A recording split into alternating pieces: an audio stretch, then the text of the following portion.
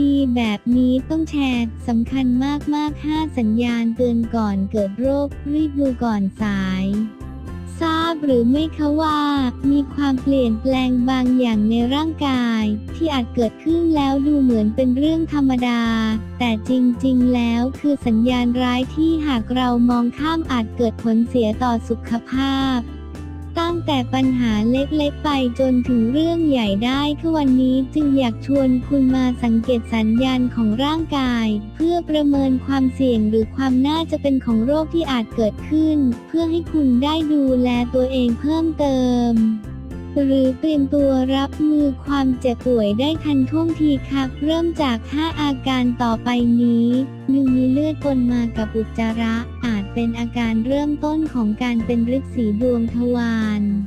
หรือมีอาการลำไส้อักเสบไปจนถึงเป็นสัญญาณของโรคมะเร็งลำไส้ใหญ่ได้ค่ะ 2. ปัสสาวะออกมาเป็นเลือดอาจส่งผลจากภาวะโรคนิ่วในท่อไตหรือกรวยไตอาการกระเพาะปัสสาวะอักเสบจนถึงมะเร็งกระเพาะอาหารข้อ 3. มีเลือดไหลออกจากหัวนมอาจเป็นสัญญาณของอาการเต้านมอักเสบหรือโรคมะเร็งเต้านมแต่หากมีน้ำนมไหลออกมากับเลือดด้วยอาจต้องตรวจเรื่องเนื้องอกในสมองเพิ่มเติมค่ะ 4. ริมฝีปากขอบตาและเล็บมีสีคล้ำลงอย่างเห็นได้ชัดสัญญาณของโรคเลือดหรือมีปัญหาเกี่ยวกับการทำงานของตับข้อ 5 มีก้อนบวมหรือแข็งเป็นไตเกิดตามส่วนต่างๆของร่างกายถ้าก้อนบวมนั้นเป็นก้อนที่เคลื่อนไหวไม่ได้อาจเป็นก้อนที่เกิดจากการสะสมของไขมันในร่างกายแต่หากก้อนบวมแข็งและเคลื่อนที่ได้อาจเป็นผลมาจากโรคพยาธิค่ะ